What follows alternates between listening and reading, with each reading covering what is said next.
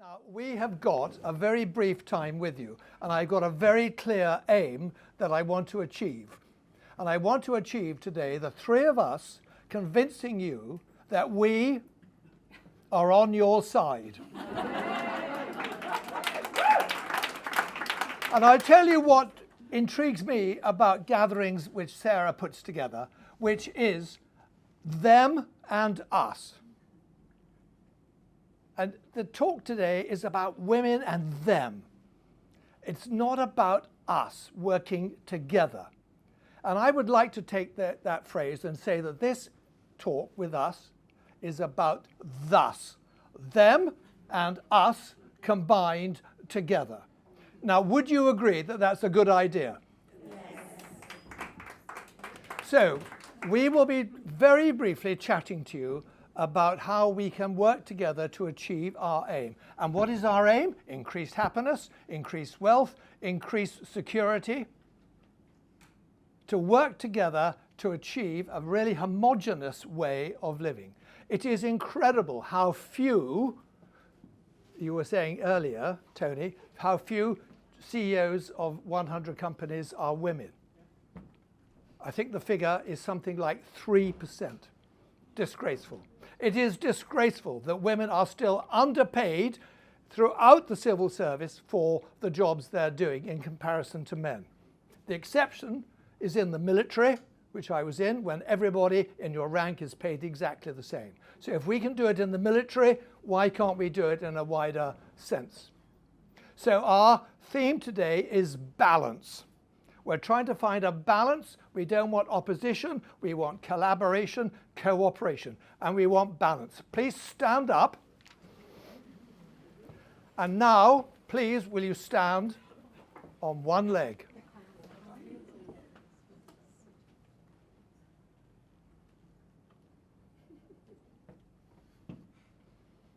Not bad. Please sit down. But can you see that if you have two legs, it is much easier to move forward than having one leg. So what we're going to do now is Ian is going to lead on and give us his concepts, practical ideas about working together to create a really dynamic male and female future. Hi everyone, my name's Ian Spears. I spent 30 years working in the City of London in financial services. Well, I left that behind a couple of years ago and now run an organisation called Global Man, which I do in partnership with an organisation called Global Woman, run by my partner who's got her back to us. And we want men and women to succeed in business, but more than that, we want men and women to work together to maximise their success in business.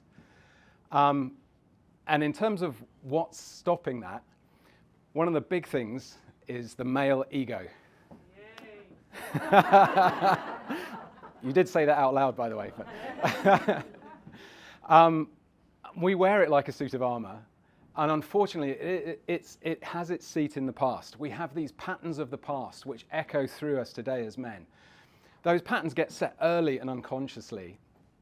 We get them set by our parents, both mums and dads, by the families around us as we grow up, by our friends, by our colleagues when we show up at work. And those patterns of the past are set up, what does it mean to be a man? And what it meant to be a man in the past is not what it should mean to be a man today. The world has changed. My grandfathers stayed at home. My grandfathers went out to work. My grandmothers stayed at home. My mother was a baby boomer. She found her seat in the workplace. Unfortunately, the world has continued to change, but men haven't with it. We still have the idea of what it means to be a man set by what it meant to be in my grandfather's time, which was around power, the accumulation and the demonstration of power. And that meant being able to control the environment around you, including the people around you. So today, the cultures that we step into, and certainly the culture I was working in the financial services industry, was shaped by men, white straight men, over many tens of years, hundreds of years in terms of one of the firms I worked for. And it was very masculine, and not just masculine, but it had some unhealthy masculinity in it. And for men, we don't even notice that. We step into it, it works for us, and we get on with it. But I'm sure you as women know that you step into that and you're thinking, I have to step into a frame that's not me in order to compete for a share of that success. So that's one of the barriers that stops us maximizing the benefits of diversity. What we as men need to do is to step back, and we need your help as women to do this, to break those patterns of the past, to realize that actually we need to step out from underneath that suit of armor, put aside the idea of everything's a competition, I need to sharpen my elbows in order to grab my share of the success. Step out of that power man frame and into an empowering man frame. Someone who looks to go, right, how do I collaborate with those around me, give them a seat at the table, have their ideas come through, allow them to critique my ideas in order to maximize the benefits that we should be seeing of working together. So that's the problem statement. I think we can explore a little bit more about how we might do that, and I'll pause there. Okay, Ian, thank you very much. What he's identifying is the male dilemma. And we want to share it with you. We want to find a way to work together in the future. And we want questions from you before we go for lunch. I know I can hear that stomach rumbling. I thought it was thunder, but it's stomach. But now we're going to ask Tony, who runs a very interesting business, all to do with wealth and being sensitive about your health. What about you? Where do you stand on this? Interesting question. Before we started Total Body Health, myself and my wife Anoma, I was a local authority housing director. Now, it's quite a different environment to Ian's, which was in banking, because the politicians wanted to do this egalitarian thing. They wanted equality. So what they did was change the whole structure of the management team to include more women. And they appointed 3 women. 2 of those picked up all the worst male characteristics. They became sharp-elbowed, they became backstabbing, all the things that men do on a regular basis, naturally. One of them felt it wasn't for her, and so she stepped out. She did not feel able to be herself or to adopt these delicious male characteristics, and she went. Moving on from that, as I said, Noman and I set up this business, Total Body Health, which is a holistic clinic. And what we aim to do is help people to regain and maintain their health naturally without medication or invasive surgery. Now, that's not to say that that's the only way, because we also work with our orthopedic friend here, Dr. Carlon. And we believe that the best way to be healthy is to integrate the best of both. Now, what we've found is that most of our clients here are women. They will come with an issue and say, can you fix it? And we'll say yes, and we use the methods that we have, which include hyperbaric oxygen, red light therapy, frequency healing via resonance. However, men will walk in and they'll say, well, where's the double-blind experiment that shows to the 95th percentile that any of this stuff works? And they're awkward. Damned awkward, some of them. Whereas women just say, got this problem, fix it, don't care how you do it. So those are some of the main physiological issues that we have. Now, men, some of us, are starting to learn about the menopause, perimenopause. But hands up, show of hands, how many women here have heard of something called the andropause? That's good. Some of you have at least. It's the male equivalent. It's when we hit that age and we start to put on a bit of visceral fat. Things start to droop in all the wrong places at the wrong time. And Speak for yourselves. Not for your esteemed. Hang on, I've got a little blue pill here somewhere. Dave Mayweather comes in. Well, where did I get to? Anyway. You're having a hot The andropause, yes. Overexposure, Tony. So this is what happens to men. But women, if you ask us what's the matter, we just go, a minute, right? Nothing. I'm fine, thanks. Or we go down the pub and have another 10 pints with our mates. And we sit next to our mates. What's up? Nothing, I'm all right. You all right? What was the score last night? That's how men are. And I think it's time that we started to come together. So men need to open up more to tell women what we're going through. And women, please try and understand we're doing our best, but we're a bit slow. Tony, brilliant. Now, any questions, please? Yes. So I've got two boys, 17 and 19. How do you get that message to teenagers who are influenced by perhaps more negative online presence? Ian, would you like to answer that? So I have two boys as well, 16, one's just turned 16, one will be 18 in November.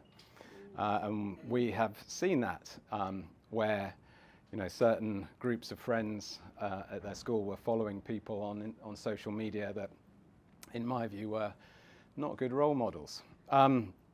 So I will admit I set a bad example to my children through the early parts of their lives. I was putting work first. I was going out and burning the candle at the office, not putting any energy into myself, into my relationships, plural, including the relationships with them. And then I've turned that around. So we now I have a lot more time with them where I sit and talk about stuff, including things that are going on for me. What is it I'm doing to look after myself? Why I think that's important? Why I'm doing things to look after my health and so on. And I've seen that come back to me in that they now will open up to me and talk to me. So I had my sons, for example, came to me and told me that he had tried marijuana at the age of 14. I was a bit shocked, I didn't know how to deal with it, but I was very glad he did. And I didn't react by punishing him and saying it was naughty and so on. We worked that through. And on the back of that, we were able to have those conversations about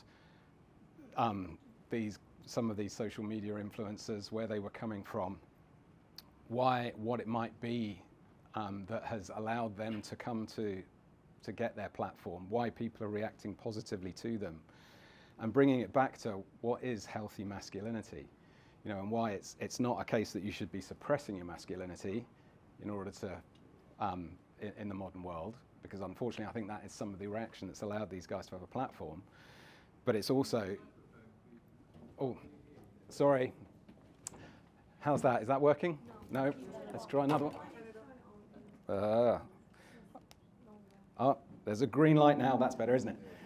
Okay. Yeah. So it's not about. But we were then able to have those conversations around how these guys are bringing back an idea of what masculinity used to be and magnifying it, and how that's unhealthy. So having those conversations is important, but unfortunately, you need to have created the environment, the space to be able to have that conversation, rather than it just be, oh, my dad's an old fart, I need to reject him. I'm going to interrupt you here, because the conversation you're going to have, who's going to lead that conversation? Is it going to be you, or I presume you have a partner? Well, it's not so much my conversations, but is there an alternative to these negative influences out there? Because even if I have a conversation with my sons, who's talking to their friends? So Okay. Well, let's go back to what motivates people. And there's only one thing that motivates people throughout the world, and that's reward. So you reward them for doing the right thing, which is to be more balanced and more harmonious. So they need reward. So they had to have a target and need to be rewarded. So you have to actually be a trainer. And it comes down to your parental responsibility, if you believe in this homogeny and this balance, of setting an example and rewarding them for the right behavior. How you do it is up to you. We aren't able to dictate that to you. But what I'm saying, does that resonate with you? Can I add to that? And I think you're absolutely right to say there's a parental influence here. I'm loud anyway. So for me, it's not just about what's occurring within the home. Yes, we must take responsibility. It's actually what's happening in the school playground. So to give you an illustration, my 17-year-old will come home and say, I'm really grateful that we have this open dialogue. And that's fantastic, Mum. But the however is, I can't unsee some of the stuff I'm seeing at school. So how do we and I've had conversations with school about that sort of framework, and they'll say, well, it's fine, boys are just boys. I say, no, boys aren't just boys. They're being led in a direction which is unhealthy. And I can only do so much. So I'm hitting a barrier because of that. How do I adjust? And I think it's worth now. Okay, I don't think that the panel has a really good answer for you, but where in the room, your name please, what's your name? Marion, what advice could we give to Marion who wants to influence her sons? Mary, influence her sons positively. I take your point, and I also take your point, and I think, and I've got some experience with. Can you hear me? No. I take the two questions, and I've had the pleasure of meeting Ian before and being in one of his sessions, and what we sat and spoke about as a group of men in Global Keep Man, it brief, please, keep it moving. were spaces that we could discuss openly the challenges of being men, and what that created was a sense of vulnerability. And I think you're lucky to have boys that come and speak to you that way. And I've got young daughters, and I hope they'll do that as they grow up with me. And clearly Ian's fostered that in his home. And I think for me, although I can't give you a broad answer, I think it's around creating safe spaces for men to be vulnerable. And whether that's around other men or whether that's in an open forum like this, it's great either way. But I think the things that Ian is probably the answer. And more spaces where we can be vulnerable and say, you know what, it's actually hard being a man. And it's actually difficult meeting the expectations of women in our households and our children. Okay, thank you So very much. that's really important. Well said, thank you very much.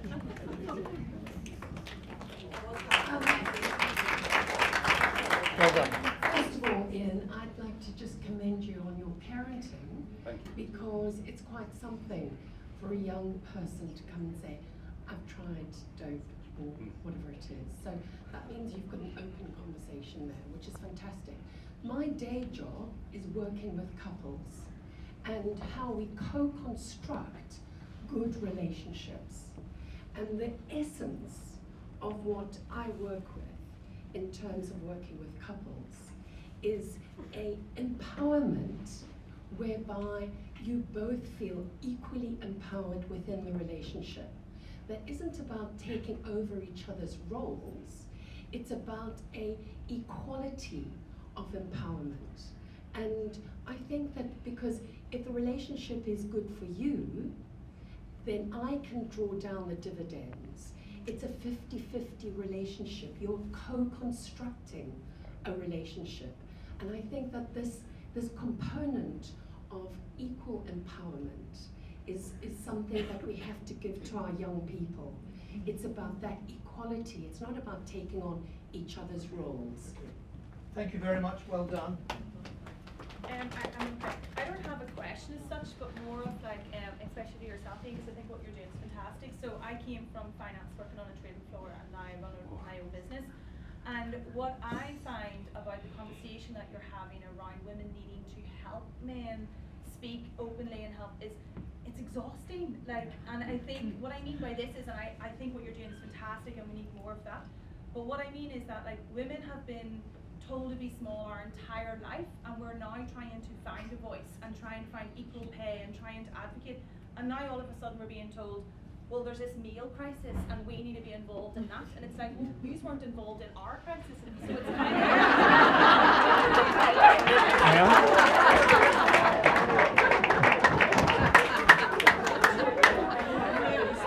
So why don't we invent a third crisis, which we can all work on? Yeah, I think it's quite clear change needs to be made. I mean, just look at what the government did with the WASPI, the pensions. It's disgraceful. Can I be a bit vulnerable?